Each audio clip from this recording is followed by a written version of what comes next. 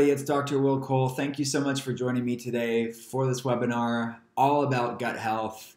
I'm a self-professed gut health nerd, so this is one of my favorite conversations to have, and thank you for humoring me, and hopefully you'll learn a lot about gut health and the impact it has not only obviously on digestion, but on your full health. For those of you who do not know who I am and what I do, my doctorate is from Southern California University of Health Sciences in Los Angeles, and my postdoctorate education and training is in clinical nutrition, functional medicine through the Institute for Functional Medicine. I am one of MindBodyGreen.com's, one of the largest wellness websites in the world. I'm one of their course instructors and wellness experts, and I see patients around the world via our virtual functional medicine practice, via webcam, and about 20% of our patients are local in Pittsburgh, Pennsylvania. So we have main areas that we focus on in our clinical expertise: autoimmune conditions, brain issues like anxiety, depression, and brain fog, gut issues, which we're talking about today, and hormonal problems like thyroid issues and adrenal fatigue.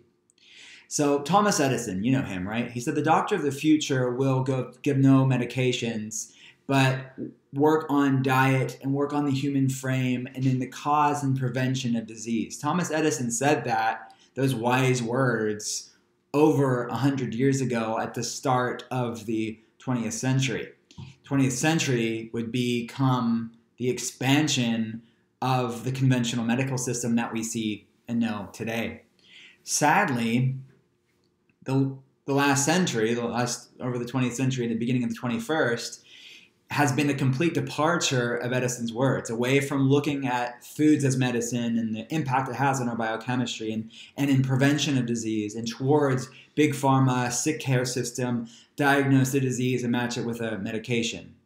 Despite spending more on healthcare than the next 10 top spending countries combined, the United States has the most chronic disease and the shortest lifespan of all industrialized nations.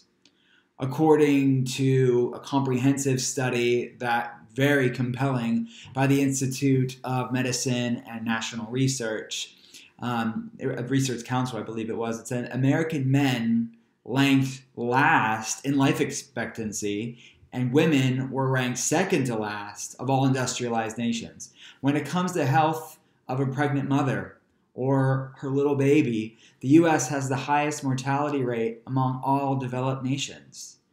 The United States also has the third worst, I should say, mortality rate from nutritional deficiencies of all industrialized nations, and the highest absolute age-adjusted mortality rate among all modern developed nations.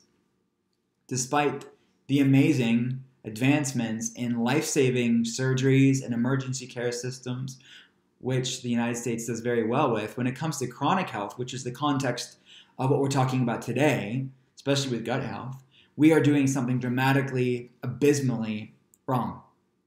Seeing the darkness is really what it is surrounding conventional healthcare, the amount of destruction that's in its wake. Functional medicine is attempting to offer a sustainable health solution, not just for obviously the health of the individual, but the unsustainable rising healthcare costs that we're seeing today. So when I first started writing, when I first started talking about this stuff, many people hadn't even heard about functional medicine. Now it's different. I mean, the Cleveland Clinic has a functional medicine center. It's trained IFM, Institute for Functional Medicine, doing amazing things. I really believe that we're at the new age of health. Yet even today, many people don't even really know what the heck functional medicine is, more than ever, but it's still a large gap, a disparity between what people, the amount of things that people aren't aware of as far as their option in healthcare. So here are some things that functional medicine does well. Functional medicine interprets labs differently. So on your labs that you have from your PCP or endocrinologist or gastroenterologist in this case, there's typically your labs and then this reference range that tells you what is considered quote-unquote normal. Anything outside of that reference range is typically labeled as high or low. It's a bold font, and there's maybe a conversation about it. That reference range, that normal range, is determined by a statistical bell curve average of the population of that specific lab. If you go to another lab, you'll see that reference range will probably vary from lab to lab. And if your lab is one number away from being outside of that reference range, you're still classified as quote unquote normal, even though you know instinctively this is not normal. But diseases don't start as soon as you move outside of that range, obviously. You're either trending towards pathology or health problems, which is outside of that range, or you're trending towards optimal thriving health, where your body is functioning the best. So functional medicine uses a much thinner range within that larger reference range of people. They're comparing your numbers to where optimal health is, which is a much tighter range within that larger reference range. So a lot of the people are told everything's fine and they're normal, and they know instinctively everything's not normal. They're told you're just depressed, here's an antidepressant, you're just getting older, or they're sent to other specialists with a pile of labs and nothing to show for it. So a functional medicine blood chemistry analysis can really shed light on why people feel the way that they do, especially when they're going through chronic and autoimmune issues. Another thing that functional medicine does differently is that we oftentimes, not all the time, but we oftentimes run more comprehensive labs. So in addition to interpreting the labs that are done currently in the mainstream model of care, in addition to interpreting those with a finer optimal range, we also go beyond the label of the disease, beyond the ICD-10 code, and get to the root physiological mechanisms that give rise to the ICD-10 code or give rise to the diagnosis code or why someone feels the way that they do. So instead of this medicinal matching game, matching it with a corresponding pharmaceutical drug, what's the root cause of why somebody's sick? And nobody's ultimately sick from a pharmaceutical deficiency, from a medication deficiency. And we can't medicate ourselves into health one day because we've hit that criteria, we've hit the deficiency, we've fulfilled the deficiency so we can go off the medications. Ultimately, we're not getting to the root cause when we're just giving out pharmaceuticals. So we need to look at things like underlying deficiencies, hormonal imbalance, infections, hormonal dysfunctions, microbiome dysfunctions, which is what we're going to talk today. So these are some of the puzzles to this chronic healthcare puzzle. Another thing we do differently in functional medicine is we customize healthcare. So once in the mainstream model of care, someone is labeled with a disease, given a diagnosis code, they are typically given the same medication that everyone else with that same diagnosis code is given. It's this, again, this medicinal matching game. This cookie cutter approach does work sometimes, obviously, but oftentimes it doesn't work and fails miserably for millions of people, where it works for a little bit and then it doesn't feel better, or you have another flare up and you don't feel good. So what's the root cause of what's going on here? And it's very rarely found in one pill. So what works for one person may not be right for the next person. And we realize in functional medicine that healthcare is at its best, and was when we realize that we are all individuals. There's obviously some commonalities, but we're all different, and what works for one person can flare the next person up, especially when you're talking about gut health and autoimmune health. Functional medicine practitioners like myself, we try to, and this is a primary goal for me, is to spend more one-on-one time with my patient.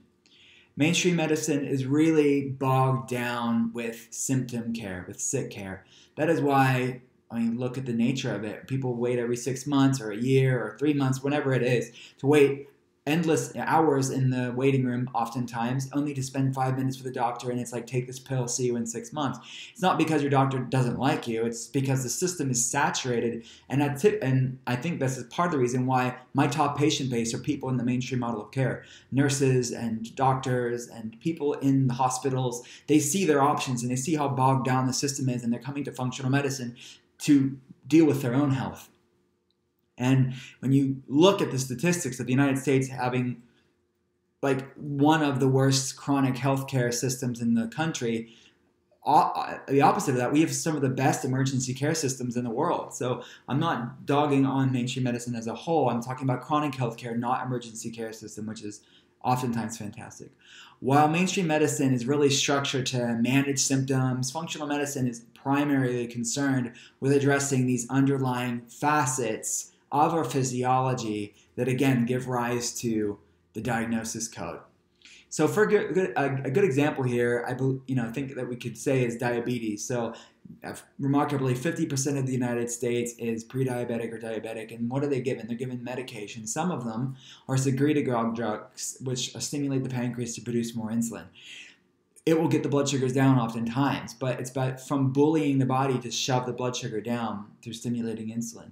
The problem with type 2 diabetics, though, is in most cases, the nature of the disease is insulin resistance, not insulin deficiency. And this is what differentiates type 2 with type 1 diabetics. So yes, you'll bully the body, but what will happen? I mean, the side effects of these medications are pancreatitis, and they actually will burn out the pancreas, and you've never dealt with the root cause, which is not a medication deficiency. So you have to deal with the underlying, in this case, insulin resistance. But again, this is applied to gut problems or autoimmune problems or hormonal problems. What is the root cause? It's not a drug deficiency. In the case of the diabetic, or in the case of the person with gut issues, or the case with the person with autoimmune issues, let's just not hang our hat on one lab and say, let's deal with that. Our body is way more complex than the basic labs. So how can we dig in deeper and find out these root physiological mechanisms that do not change the pharmaceutical drugs? So that's why the doctors typically don't run them, is because it's extraneous lab testing. It's superfluous. The end result's still going to be the medication. But from a functional medicine standpoint, we need to get to the root cause. Functional medicine practitioners don't shy away from natural treatments. It's another thing that we do differently. So functional medicine is not anti-medication. So let me be clear here. Some people are alive because of medications. We just ask the question, what is your most effective option that causes you the least amount of side effects? And some people, medications fit the criteria. They're alive because of medications, but oftentimes it doesn't fit the criteria, yet that's the only option they are given in the mainstream model of care. Hippocrates, the father of modern medicine, said, let food be thy medicine and medicine thy food, if you remember that. And now really functional medicine is celebrating that fact, and research is reflecting that fact. And research is catching up with antiquity. That food is used as medicine. Food can be used as medicine in a very specific way, using the best of Western medicine, which is labs, and the best of alternative medicine, which is actually getting somebody healthy, and using food as medicine and lifestyle changes and stress management and sleep and physical activity and herbal botanical medicines to really get to the root cause here. It's important to remember, though, that even with natural options and foods, what works for one person, even with natural stuff can flare other people up. So it's important to realize, even within the realm of wellness, customization is paramount.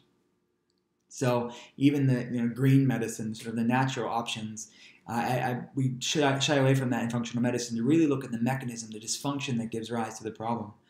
So this new era of evidence-based natural health or functional medicine is really offering hope for many.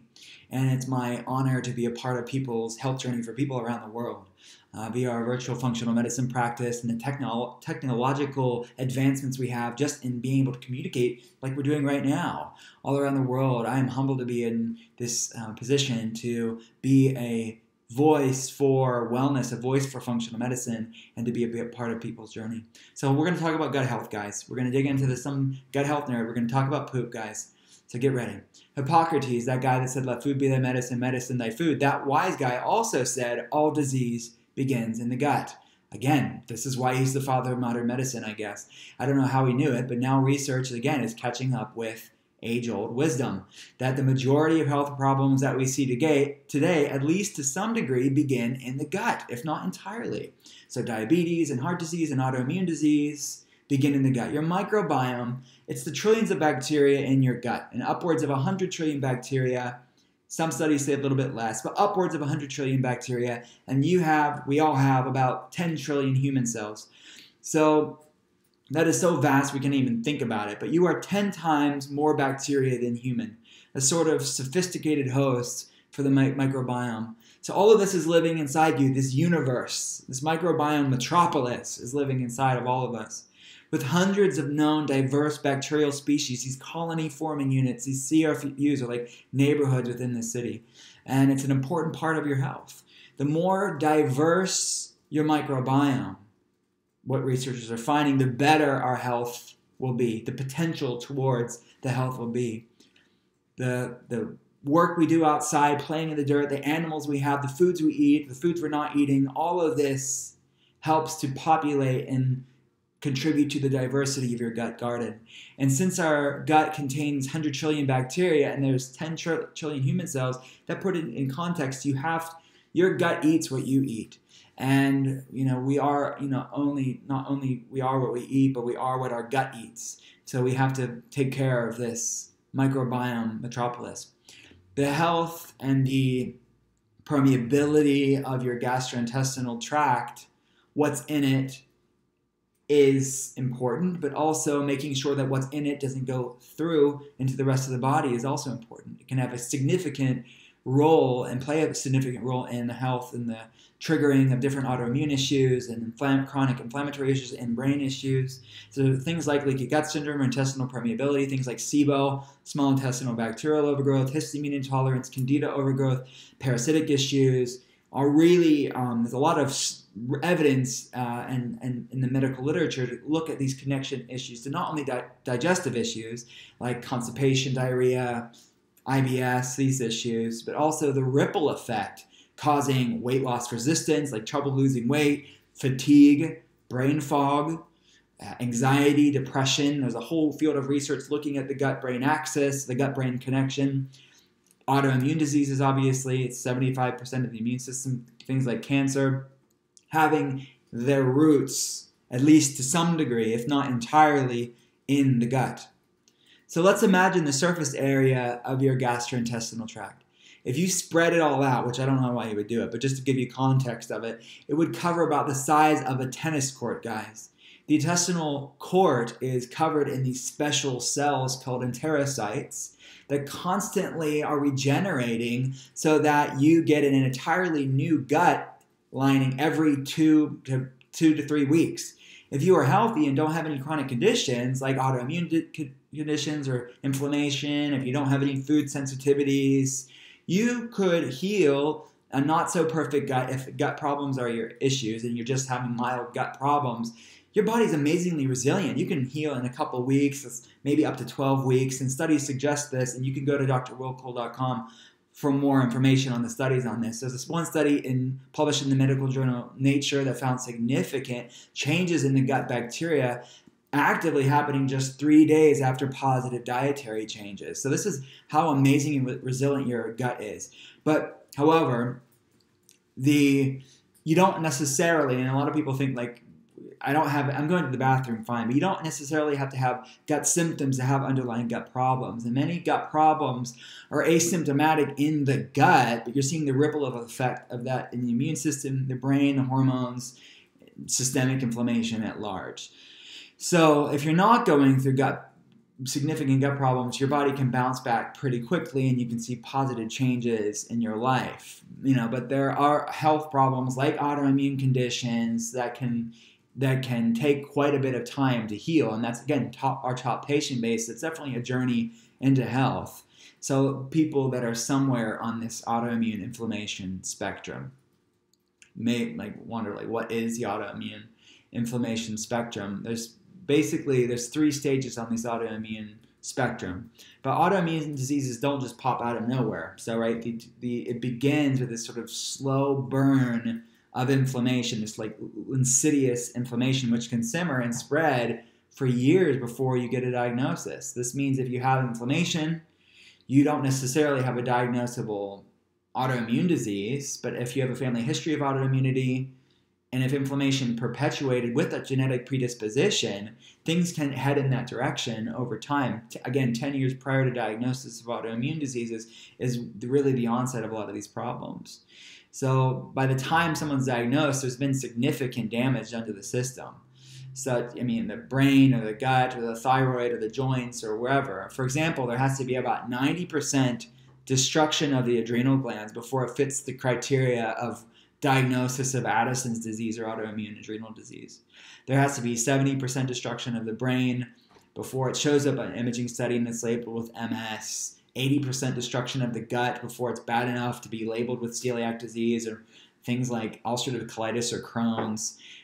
These things don't happen overnight. There are millions more that are somewhere on this autoimmune inflammation spectrum. There are things like IBS and diverticulitis and diverticulosis, but they just have low-grade constipation and diarrhea and gut problems or acid reflux and GERD and heartburn, but they're not, given any answers. This is why you have to look at this process as just that, a process, not a one thing. This is whole continuum of the autoimmune inflammation spectrum. There's stage 1, or silent autoimmunity, meaning you could have a positive antibody lab, but you don't really have any noticeable symptoms. And then stage 2 is autoimmune reactivity, meaning you have positive labs, but you're not bad enough to fit the criteria of the end stage, stage 3, which is autoimmune disease. It's diagnosable. It's the MS, it's the Parkinson's, it's the rheumatoid arthritis, it's the lupus, it's the ulcerative colitis. It's over the 140 different autoimmune diagnosis codes. A large percentage of my patients fall in this stage 2 of autoimmune reactivity. They have labs that are a little off, and they have symptoms that can wreck their life, but they don't have a diagnosis. And they have been told by their doctor, that everything's fine, or it looks like autoimmune, or it looks like lupus, but there's no home for them and there's no solutions for them. And look, even when they are bad enough to be diagnosed, and we have a lot of patients that are diagnosable in the mainstream model of care too, they're only given steroids or immunosuppressants and not really giving many answers either anyways. And honestly, in worst case, they're in worse shape than the people that are in stage 2. So what can you do now? Why wait till your body's destroyed enough of itself to then do something about it? One of the most powerful things you can do to reverse inflammation, calm inflammation, balance, manage the inflammation, and go the opposite direction, or at least stop the progression or slow it down on this inflammation spectrum, is to start healing and modulating the immune system. And it starts in many cases with dealing with the gut. Researchers are now finding that what we've been saying for decades in functional medicine is that food reactivities, food sensitivities, like let's say gluten sensitivity or dairy sensitivity or corn sensitivity, are just the beginning stages of a larger inflammation spectrum, with autoimmune conditions like celiac disease at the other end of this, in this case, like food sensitivity, gluten sensitivity spectrum. In the case of wheat is concerned. And as I mentioned before, there needs to be significant destruction before it fits the modern criteria to be labeled with, destruction of the microvilli or a biopsy or a blood test to say you have celiac disease. And remarkably, only around 10% of people with celiac disease have obvious digestive symptoms. You heard that right. They end up having really minor gut issues, but they have seemingly unrelated skin issues like skin flare-ups, anxiety, brain fog, neurological symptoms, and this is well documented in the literature. And about 5% of celiacs, only about 5% actually get diagnosed. There are about 3 million people that have no idea they have celiac disease. That's a lot of people. And another 15 to 20% on top of that have some sort of gluten sensitivity, like things like non-celiac gluten sensitivity or some gluten intolerance. There are many things that can lead to gut problems, guys. So it's not just one thing. Obviously, top on that list is going to be diet. The foods that we eat will either help or hurt your gut. There's no Switzerland meal. There's no neutral food. So foods that are, obviously foods of the standard American diet are wrecking the gut, and that's one aspect to what's contributing to the gut. So we have to look at things like gluten, which is the main protein in grains like wheat and rye and barley. Things like histamine intolerance, things you have to consider that as well. Another facet to consider is medications. I mean, every medication has a side effect, some minor and rare, but all have side effects. So some common medications, like over-the-counter medications like NSAIDs, like ibuprofen and things like antibiotics, have all been implicated in the medical literature to increasing intestinal permeability issues, increasing inflammation, and damaging the gut. So something to consider too. Talk to your doctor about the side effects of the medications you're on. Hormonal imbalances, so looking at the balances of hormones, like things like estrogen levels, progesterone levels, testosterone, the thyroid, cortisol. All of these, if there's imbalances there, have been linked to lowered intestinal healing time. So if your hormones aren't optimal, your gut healing time is not going to be optimal, which could lead to increased leaky gut syndrome. Then another facet to consider with gut health would be stress. Stress affects your health in many, many different ways. Many of my patients notice their health declining during a difficult time in their life. And even the things that we, may overlook, even the low-grade stress like poor sleep or overtraining at the gym, they can be the sort of low-grade stressor on the body, so some things to consider there too. And Oftentimes when you're overstressing yourself, chronically high cortisol stress hormone levels, it can suppress secretory IgA, which is your gut's mucosal lining, your gut's first line of defense, and decreases oxygen to your gut. These are all possible ways, and this is as far as the dysfunctions in the medical literature, to what can cause or contribute to gut problems. We also have to look at blood sugar issues. So according to some estimates, 40% of Americans will develop diabetes at some point in their lives. About 50% of the United States is having some sort of insulin resistance issues. This metabolic disease can harm the gastrointestinal system. So something called AGEs, or these sort of pro-inflammatory cells, are harmful oxidative compounds that are increased with chronic diseases like diabetes. And these AGEs can damage intestinal tight junctions, which is the kind of the gut gatekeepers.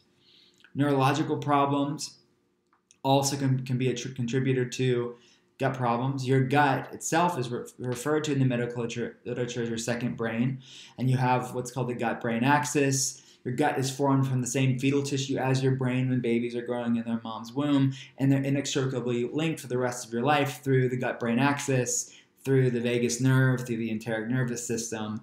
So we need to look at the impact that the gut can obviously have in the brain, because the majority of serotonin is stored in the gut, but it's bidirectional, so your brain can also hurt the gut. So people that have brain issues, people that have traumatic brain injuries, people that have whiplash brain injuries can impact the health of the gut. So looking not just with traumatic brain injuries or whiplash, but things like strokes, just head traumas at large, neurodegenerative conditions can hurt the gut-brain axis. Decreased intestinal immunity basically just cut off its life supply and trigger health problems, not just gut problems, but other systemic problems. Your gut is so important. So what does this mean for you? Since your gut is really the foundation of health, all disease, at least to some degree, begins in the gut, or at least has a gut component. It's critical to focus on healing our gut. For an adult with any of these autoimmune conditions, like your gut syndrome, histamine intolerance, SIBO, candida overgrowth, it can take, on average, 18 to 24 months to fully heal, and that's what I see clinically, if they're concerted effort on dealing with these things. But every month they're moving towards that goal. Some months are better, some months are worse, but that's sort of that gut healing journey that we are part of on a daily basis. But if there's somewhere in this inflammation spectrum, it takes time.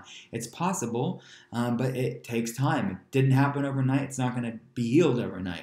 So there's no quick fix or magic pill when it comes to dealing with chronic health problems like this. So this is definitely, again, most of the people that we see. So some action steps, if you want some, would be number one, running labs, like intestinal permeability labs, like occludin and zonulin. These are the proteins that govern gut lining permeability. So antibodies could indicate damage to the gut lining, and it's a blood test that we drop ship for people around the world to kind of see what's going on in their body. Things like actomyosin antibodies, this indicate there's destruction of healthy gut lining. One lab I definitely like to see is lipopolysaccharides, or LPS. These are bacterial endotoxins from gram-negative bacteria that can, when they pass through the gut lining, trigger inflammation. They're associated with a lot of pro-inflammatory states in the body. And we also like to run microbiome labs when it's clinically appropriate. So looking at the landscape of the good bacteria, any bacterial overgrowth. So we can run urea, like a SIBO breath test to look at SIBO, histamine intolerance tests. We look some things that the nutrients to help heal the gut. Again, we're all different. Some things that we use, like our L-glutamine, which are good for repairing gut lining, if that's relevant to the case. Some people don't do well on L-glutamine, so it's down to the individual, and that's part of our job to see, even with natural things, what's right for you, what's not right for you.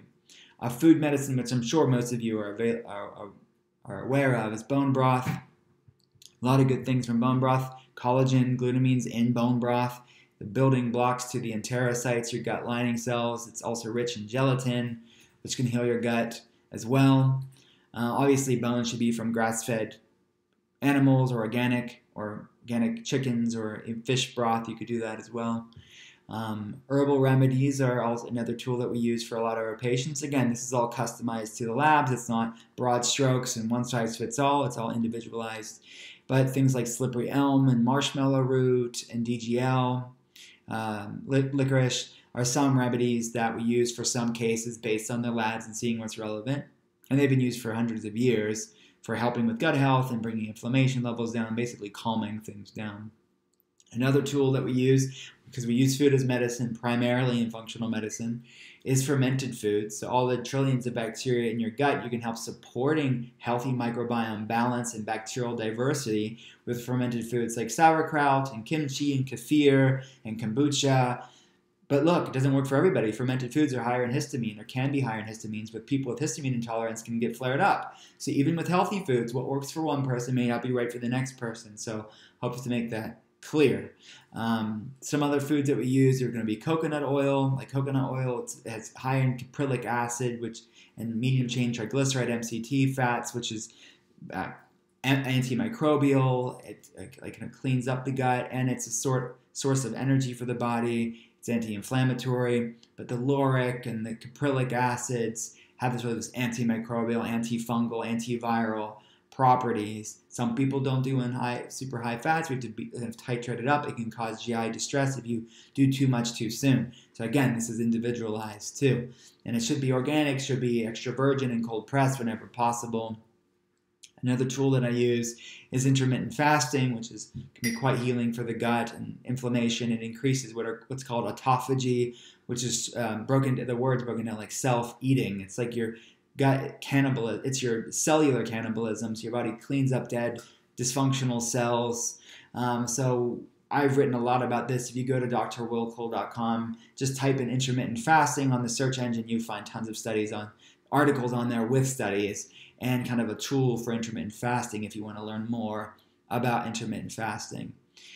So these are some of the tools that we use.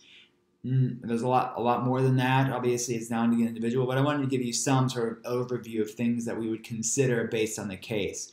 We have a lot of video classes on the website. If you want to go to drwillcole.com to kind of take your learning to the next level. If you like this sort of thing, there's ebooks with the video class. When you get the video class, you'll get ebooks. There's a discussion board where you could kind of ask me questions about your health. So that's all at drwillcole.com.